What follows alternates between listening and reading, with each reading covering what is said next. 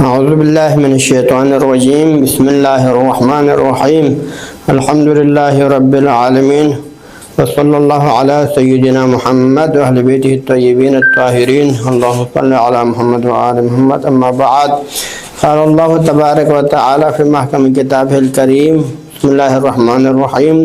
ادع إلى سبيل ربك بالحكمة والموعظة الحسنة وجادلهم بالتي هي أحسن. صدق الله العلي العظيم. اس میں شک نہیں کہ اللہ تعالیٰ نے انسان کو دو چیزوں کا مرکب خلق کیا ہے، دو چیزوں سے مجموعہ ہے کہ انسان ایک جسم رکھتا ہے اور ایک انسان کا ایک روح بھی رکھتا ہے. تو اسی طرح اللہ تعالیٰ نے اس انسان کو ایک کامیاب دنیا میں زندگی گزارنے کے لیے جس طرح انسان مادی اور جسمانی ضروریات کا محتاج ہے، مثلا کھانا پینا، خوراک اور اس طرح کی چیزوں کا، مثلا اور بہترین ماحول کا، مثلا آب و ہوا کا محتاج ہے، اسی طرح انسان کے روح کے بقا کے لیے بھی اس طرح کی بعض ضروریات ہیں. جب تک ان ضروریات کو پورا نہ ہو تو انسان ایک حیوانی زندگی تو گزار سکتا ہے، لیکن ایک انسان بن کے وہ زندہ نہیں رہ سکتا. تو اس کے لیے کچھ ضروریات ہیں، ان میں سے ایک سرفہرست موعظہ حسنہ ہے کہ اگر وعظ و نصیحت انسان سنتا رہے، اگر انسان کو ہدایت ملتا رہے تو پھر انسان اس کی جو ہے حیات جو معنوی برقرار رہے گا، اس کا روح زندہ رہے گا اور ایک انسان بن کے اخلاق اقدار اس کے اندر پیدا ہوگا.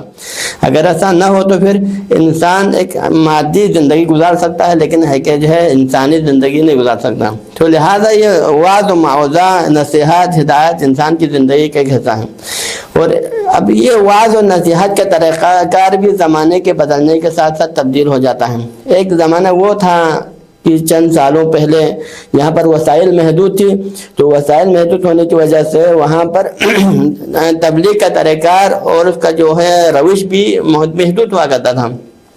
ایک خطیب ایک مختصر حسینیہ کے اندر، ایک امام بارگاہ کے اندر، ایک مسجد کے اندر یا اس طرح کے مختلف جو ہے مکان میں چند افراد، محدود افراد کو مخاطب کر کے وعظ و نصیحت کیا کرتے تھے، اور زیادہ سے زیادہ 50، 100، 150، 200 نفر اس کی وعظ و نصیحت کو سنا کرتا تھا. لیکن اب اللہ کے فضل سے خدا نے ہمارے لیے وسائل فراہم کیے ہیں، مختلف قسم کے وسائل ہیں سوشل میڈیا کی شکل میں. تو آپ اس سوشل میڈیا کے وسائل کو استفادہ کر کے ایک انسان ایک جگہ پر رہ کے دنیا کے مختلف جگہوں تک اپنا پیغام پہنچا سکتا ہے. آپ ایک جگہ پر مثلا درس اخلاق ہے اور آپ کا درس اخلاق دنیا کے آن واحد میں لاکھوں انسان سن سکتے ہیں. آپ ایک جگہ پر رہ کے درس سے تفسیر دے دیں تو آپ سے تفسیر کو سننے والا لاکھوں انسان دنیا کے مختلف کونے میں ہو سکتا ہے. تو لہٰذا آپ ایک جگہ پہ بیٹھ کے انسان کو درس اخلاق دے سکتے ہیں، انسان کو درس قرآن دے سکتے ہیں. ائمہ معصومین علیہ السلام کے پاکیزہ کلام کی مختصر تفسیر کر کے آپ دنیا والوں تک پہنچا سکتے ہیں. تو دیکھیں اس وقت یہ سوشل میڈیا کا ذریعہ غالباً دشمن اس کو کھل کے استعمال کرتا ہے. دشمن سوشل میڈیا کے ذرائع کو ہمارے نوجوان نسل کے عقائد خراب کرنے کے لیے، ہمارے اخلاقیات خراب کرنے کے لیے، ہمارے افکار خراب کرنے کے لیے، ہمارے نوجوان نسل کو دین سے دور کرنے کے لیے استعمال کرتے ہیں، دین کے خلاف قسم کے شبہات ایجاد کرنے کے لیے استعمال کرتے ہیں. لیکن اس کے رد عمل ہماری طرف سے اس کا مقابل جو ہے سوشل میڈیا کا جو ہے مثبت استعمال نہیں ہے. اکثر بہتر ہم دیکھتے ہیں کہ ہمارے نوجوان نسل سوشل میڈیا کے غلط قسم کے استعمال کی وجہ سے خراب ہو رہے ہیں. اس وجہ سے آپ دیکھیں کہ بالخصوص ہمارے بلوچستان کے اندر ایک وقت وہ تھا کہ بلوچستان کو علم عمل کا نمونہ سمجھا جاتا تھا، ہمارے نوجوانوں کو اسلام کے پر عمل کرنے کے حوالے سے نمونہ عمل سمجھا جاتا تھا. لیکن اب اس وقت ہمارے وہاں پر نوجوان تیزی کے ساتھ دین سے دور ہو رہے ہیں، ہمارے نوجوان الحاد کی طرف جا رہے ہیں، ہمارے نوجوان جو ہے علماء سے دور ہو رہے ہیں. تو لہٰذا یہ سارے وجوہات، سب کی وجوہات کیا ہیں؟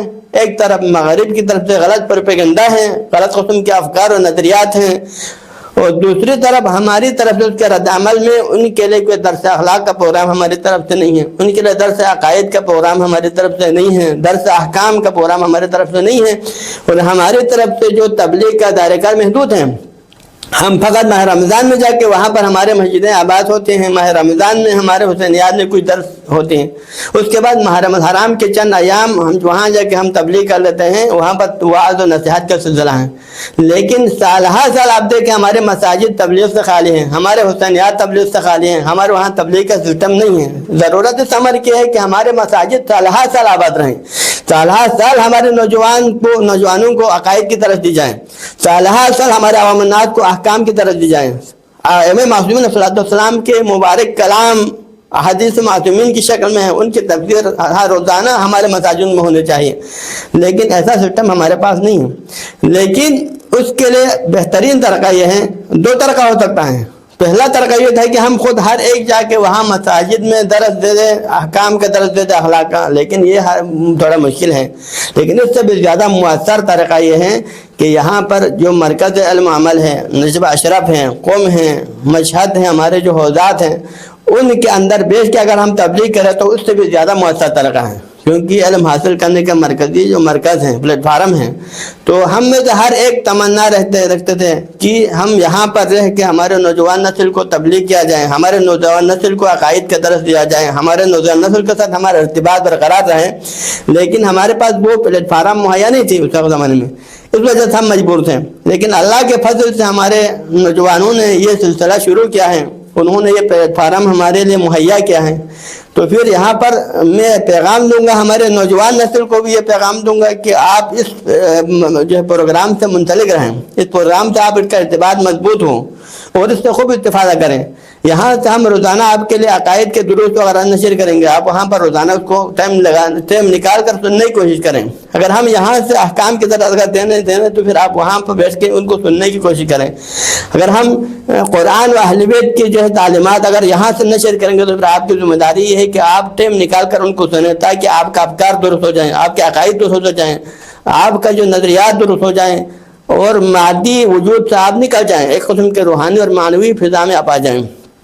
اور دوسرا پیغام ہمارے یہاں پر موجود علماء کرام سے میرا جو ریکویسٹ ہے، ہم میں سے ہر ایک کی خواہش یہ تھی کہ ہم مثلاً یہاں پہ جو ہے اپنے نوجوان نسل کو تبلیغ کریں، وعظ و نصیحت کریں، لیکن وسائل مہیا نہ ہونے کی وجہ سے مجبور ہیں۔ لیکن اللہ کے فضل سے ہمارے لیے فارم کھلا ہے، تو ہماری ذمہ داری ہے کہ ہم ہر ایک اس سے خوب استفادہ کریں۔ آپ آئے یہاں پر، ہر کوئی آ جائیں۔ اگر آپ نے اپنے دروس کو یہاں پر اگر آپ نے نشر کرنا ہے تو یہاں پر آ کے ریکارڈنگ کر کے اپنے دروس کو نشر کر سکتے ہیں، حوزات کے دروس کو۔ اگر آپ نے احکام اور تفسیر کا درس دینا ہے تو یہاں پر آ کے روزانہ کے بنیادوں پر آپ تفسیر اور احکام کے ذریعے سے نوجوان جانوں کو اپنی ہدایت سنوا سکتے ہیں۔ تو لہٰذا یہ انتہائی سنہرا موقع ہے، اس سے ہمیں فائدہ لینا چاہیے اور ہر ایک کو ہم سے فائدہ لینا چاہیں۔ تو لہٰذا میں دعا کرتا ہوں ہمارے اس پروگرام کو کامیاب طریقے سے آگے چلانے کی ہمیں توفیق عنایت فرما، اور جو نوجوان جو برادران اس میں حصہ لے رہے ہیں ان کو اس مشن کو آگے بڑھانے اور ہمیں ان کے ساتھ تعاون کرنے کی توفیق عنایت فرما۔